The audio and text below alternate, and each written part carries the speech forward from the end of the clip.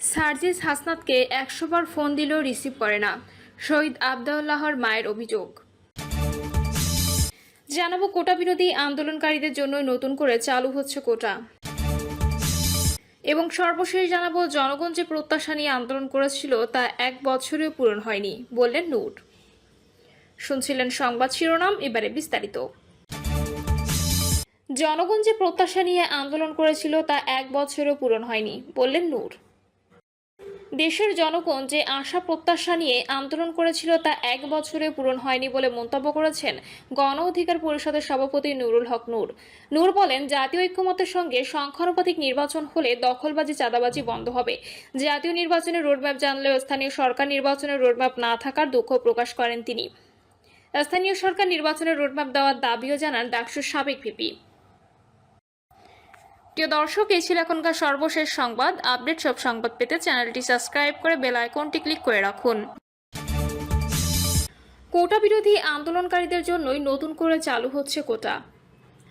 গত বছর জুলাই আন্দোলনের সময় ছবি তুলতে গিয়ে পুলিশের ছোড়া গুলিতে আহত হন আরিয়ান আহমেদ। সরকারি গেজেট গ শ্রেণীভুক্ত আহত হিসেবে উঠেছে তার নাম। সেই হিসেবে এককালীন ১ লাখ এবং মাসিক ১০,০০০ টাকা করে ভাতা পাবেন তিনি। একইভাবে জুলাইয়ে অংশ নেওয়া ক ও খ শ্রেণীভুক্ত আহত এবং নিহতদের পরিবারের সদস্যদের ক্যাটাগরি অনুযায়ী মাসিক ও এককালীন ভাতা দেওয়া সহ বেশ কিছু পদক্ষেপ নিয়েছে সরকার। তার মধ্যে রয়েছে সরকারি হাসপাতালে আহতদের আজীবন বিনা খরচে চিকিৎসা সুবিধা, সরকারি ও আধা সরকারি চাকরিতে আহত ও নিহতদের পরিবারের সক্ষম সদস্যদের অগ্রাধিকারের মতো বিশেষ সুবিধা। ফলে পুনর্বাসনের জন্য সরকারের নেয়া এসব উদ্যোগ নিয়ে দেখা গেছে নানা ধরনের বিতর্ক। বিশেষ করে কোটা বিলোপের যে আন্দোলন থেকে সবকিছু সূত্রপাত, সেখান থেকেই নতুন করে কোটা চালু হচ্ছে কিনা উঠছে এমন প্রশ্ন। একদিকে জুলাই আন্দোলনে অংশ নেওয়া কিংবা নেতৃত্ব পর্যায়ে থাকা অনেকেই যেমন ঢালাওভাবে সুযোগ সুবিধা দেওয়া যৌক্তিকতা নিয়ে প্রশ্ন তুলেছেন, তেমনি আবার পুনর্বাসনের জন্য পদক্ষেপ নেওয়া জরুরি বলেও মনে করছেন কেউ কেউ। তবে বিশ্লেষকরা বলছেন, সমাজের সব স্তরের মানুষের অংশগ্রহণে আন্দোলন হলেও গুটি কয়েক মানুষকে আলাদাভাবে সুযোগ সুবিধা দেওয়ার কারণে ভুয়া মুক্তিযোদ্ধাদের মতো নতুন করে সুবিধাভোগী শ্রেণী তৈরি হওয়ার শঙ্কা আছে। একই সাথে হতে পারে জুলাইয়ের রাজনৈতিককরণও। ২০২৪ সালের জুলাই আগস্টে প্রায় ২০ দিনের আন্দোলনে নিহত ৮৩৪ জনের এবং ৩ ক্যাটাগরিতে আহত ১২,০৪৩ জনের তালিকা তৈরি করেছে সরকার। এদের মধ্যে অতি গুরুতর আহতদের ক শ্রেণীভুক্ত করা হয়েছে, যার মোট সংখ্যা ৪৯৩ জন। এছাড়া ৯০৮ জন গুরুতর আহতকে খ শ্রেণীভুক্ত এবং ১০,৬৪২ জনকে আহতকে গ শ্রেণীভুক্ত করা হয়েছে। জুলাই গণ অভ্যুত্থানের শহীদ পরিবার এবং জুলাই যোদ্ধাদের কল্যাণ ও পুনর্বাসন অধ্যাদেশ ২০২৫-এর আন্দোলনে নিহতদের জুলাই অভ্যুত্থানের শহীদ এবং আহতদের জুলাই যোদ্ধা হিসেবে গেজেটভুক্ত করা হয়েছে। তবে এই অধ্যাদেশের মাধ্যমে অভ্যুত্থানে নিহত ও আহতদের পরিচয়পত্র দেওয়া সহ বেশ কিছু পদক্ষেপ নিয়েছে সরকার।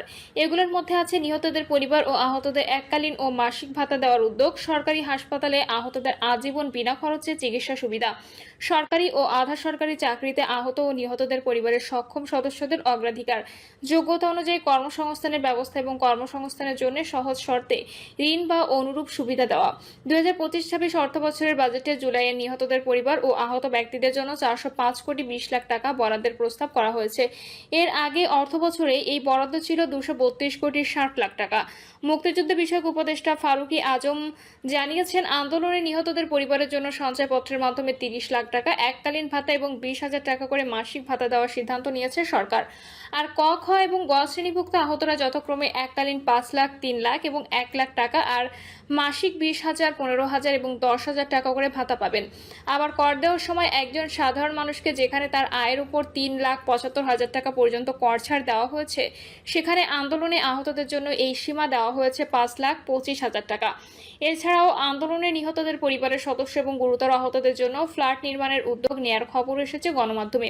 এর আগে গত ফেব্রুয়ারিতে সরকারি মাধ্যমিক বিদ্যালয়ের শিক্ষার্থী ভর্তিতে মুক্তিযোদ্ধাদের জন্য বরাদ্দ ৫% কোটার সঙ্গে জুলাই অভ্যুত্থানে আহত নিহতের পরিবারের সদস্যদের যুক্ত করে এক আদেশ জারি করা হয়। পরে ব্যাপক সমালোচনার মুখে সেই আদেশ বাতিল করে কেবল ২০২৫ সালের জন্য নতুন নির্দেশনা দেওয়া হয়। জুলাই কোটা বিতর্ক নিয়ে যা বলছেন আন্দোলনে অংশগ্রহণকারীরা, আহতদের তালিকায় নাম ওঠা আরিয়ান আহমেদের মতে নিহতদের পরিবারের সদস্য এবং আহতদের জন্য চিকিৎসা সুবিধা দেওয়া উচিত। তবে চাকরির ক্ষেত্রে অগ্রাধিকারের বিষয়টি নিয়ে আলাপের জায়গা আছে। কোটা কি আবার ফিরে আসলো নাকি, এমন প্রশ্ন তুলে খোদ সামাজিক মাধ্যমে পোস্ট করেছেন বলেও বিবিসি বাংলাকে জানান তিনি। আমার মনে হয় যোগ্যতার উপর নির্ভর করে চাকরি দেওয়া উচিত। কোটা সিস্টেম চালু হচ্ছে বা বলছে, এটা টোটালি বন্ধ থাকা উচিত। যে কোটার জন্য এত যুদ্ধ করলাম সেটা যেন আবার চালু না হয়, বলছিলেন মিস্টার আহমেদ। ঢালাওভাবে তালিকা সবাইকে সুযোগ সুবিধা দেওয়ার যৌক্তিকতা নিয়ে প্রশ্ন তুলছেন আরেক আন্দোলনকারী শিবা আক্তারও। জুলাই আন্দোলনে সক্রিয়ভাবে অংশ নিয়েছিলেন ঢাকা বিশ্ববিদ্যালয়ের এক শিক্ষার্থী। তার মতে আন্দোলনে নিহত ও আহতদের সবার অর্থনৈতিক অবস্থা সমান না। সেক্ষেত্রে ভাতা দেওয়ার বিষয়টি ঠিক থাকলেও চাকরির ক্ষেত্রে কোটা, করছাড় কিংবা ফ্ল্যাট দেওয়ার সিদ্ধান্ত পুনর্বিবেচনার সুযোগ আছে। যারা নিহত হয়েছেন তাদের পরিবারের একটা পুনর্বাসন দরকার। এই শহীদদের পুনর্বাসন এবং আহতদের সুচিকিৎসা এখনো পর্যন্ত সুনিশ্চিত হয় নাই। আপনারা দেখেছেন আহত লীগ, সিন্ডিকেট অনেকেই আহত না হয়ে আহতদের লিস্টে চলে আসছে। এটাই আবার কোটার মতো একটা বিষয় চলে আসতে পারে, এটাই আমার ভয়, বলছিলেন সীমা আক্তার। মুক্তিযোদ্ধা কোটা নিয়ে যে বৈষম্য বিরোধী আন্দোলনের শুরু, সেই আন্দোলনেরই আহত ও নিহতদের পরিবারের সদস্যদের পুনর্বাসনের জন্য নেয়া উদ্যোগী নতুন করে কোটা চালু করবে কিনা এমন বিতর্ক সঠিক নয় বলে মন্তব্য করেছেন জুলাই আন্দোলনের অন্যতম সমন্বয়ক ও নতুন রাজনৈতিক দল এনসিপির আহ্বায়ক নাহিদ ইসলাম। আমরা তো 50 বছর পর আপনি যখন নাতিপুতিদের কোটা দিচ্ছেন 30%, যেখানে ভুয়া মুক্তিযোদ্ধা প্রবেশ করছে, তখন আমরা এই কোটার বিরুদ্ধে বলেছি যে এটা বৈষম্যমূলক। ফলে এটার সাথে তো এটার তুলনা হতো যদি তাদের সন্তান কয়েক প্রজন্ম এটা পায় বা তাদের সেই কমিটমেন্ট দেওয়া হয়।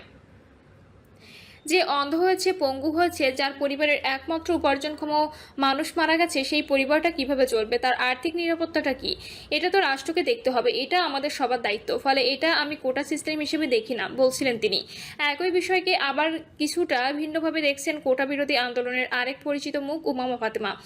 আন্দোলনের পর থেকে নিহতদের পরিবার ও আহতদের নিয়ে কাজ করছেন তিনি। আমরা যদি সক্ষমতা বৃদ্ধির জায়গা থেকে দেখি, সরকার কিন্তু ওইরকম উদ্যোগ এখনো পর্যন্ত নেয়নি। সরকার খুবই সারফেস লেভেলে বিষয়টাকে ডিল করার চেষ্টা করে। এভাবে সারফেস লেভেলে ডিল করার চেষ্টা করলে তো আপনি অ্যাকচুয়ালি সাধারণ জনগণের থেকে শহীদ পরিবারকে বিচ্ছিন্ন করে ফেলবেন। পুনর্বাসন করাটা অত্যন্ত জরুরি, কিন্তু কোন পদ্ধতিতে সরকার করছে এটা অবশ্যই ভাববার বিষয়, বলছিলেন মিস ফাতেমা। তিনি হতে পারে পুনর্বাসন সুবিধার অপব্যবহারের সুযোগ। জুলাই আন্দোলনে নিহত ও আহতদের তালিকা করেছে স্বাস্থ্য মন্ত্রণালয়। তাদের দেওয়া হয়েছে আলাদা পরিচয়পত্র, কিন্তু এরই মধ্যে ভুয়া জুলাই যোদ্ধা পরিচয়ে যেসব সুযোগ সুবিধা নেয়া কিংবা আহতদের হাসপাতালে দখলের খবর এসেছে গণমাধ্যমে। বিশ্লেষকরা বলছেন যথাযথভাবে পুনর্বাসন না করে ঢালাওভাবে সুযোগ সুবিধা দেওয়া হলে তা মুক্তিযোদ্ধা কোটার মতোই তা অপব্যবহারের সুযোগ তৈরি হবে। 71-এ 30 লাখ মানুষ মারা গেছে, তাদের স্বজনদের জন্য আমরা কি করেছি? 50 বছর ধরে নানা গণতান্ত্রিক আন্দোলনে অনেকে নিহত হয়েছেন, তাদের পরিবারের কোনো খোঁজ আছে? যারা অতীত ভুলে শুধু জুলাই নিয়ে পড়ে আছেন তারা বাড়াবাড়ি করছেন, বলেন রাজনৈতিক বিশ্লেষক মহিউদ্দিন আহমদ। তার মতে বিরাট একটি জনগোষ্ঠী এই আন্দোলনে অংশ নিয়েছিল। সেখান থেকে গুটি কয়েক ব্যক্তিকে বেতন ভাতা আর চাকরি দিয়ে আবার একটি সুবিধাভোগী গোষ্ঠী তৈরি করা হচ্ছে। এই টাকাগুলো কিন্তু যারা এসব সিদ্ধান্ত নিচ্ছে তারা তাদের পকেট থেকে দেবে না, এটা জনগণের টাকা, গরিব মানুষের ট্যাক্সের টাকা। সুতরাং এই বিষয়গুলোকে বিবেচনা করা দরকার, বলেন তিনি। সরকারের দায়িত্ব তো সব নাগরিকের উপর, গুটি কয়েক লোকের জন্য তো না। কিন্তু আমার কোটার ভিত্তিতে চাকরি দেওয়া, ভাতা দেওয়া, এটার তো কোনো মানে হয় না। এটা তো সেই আগের পথে ফিরে যাওয়া, বলেন এই বিশ্লেষক। সার্জিস হাসনাতকে 100 বার ফোন দিলেও রিসিভ করে না, শহীদ আবদুল্লাহর মায়ের অভিযোগ। জাতীয় নাগরিক পার্টির মুখ্য সংগঠক সার্জিস আলম ও হাসনাত আবদুল্লাহদের 100 বার ফোন দিলেও তারা রিসিভ করেন না বলে অভিযোগ করেছেন আন্দোলনের শহীদ আবদুল্লাহ বিন জাহিদের মা ফাতেমাতুজ জোহরা। অভিযোগ করে তিনি বলেন, এই উপদেষ্টা ও অন্তর্বর্তী সরকার আজ পর্যন্ত আমাদের খোঁজ নিতে পারে নাই।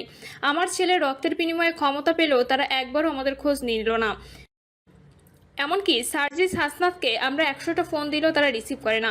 জুলাই অভ্যুত্থানে শেখ হাসিনা সরকারের পতনের পর 5ই আগস্ট সন্ধ্যায় বিমানবন্দর এলাকায় গুলিবিদ্ধ হয়ে মারা যায় আবদুল্লাহ বিন জাহিদের মা বলেন, আমার 2 ছেলে। বড় ছেলে আবদুল্লাহ বিন জাহিদের বয়স 17 বছর, ছোট ছেলের বয়স 14 বছর।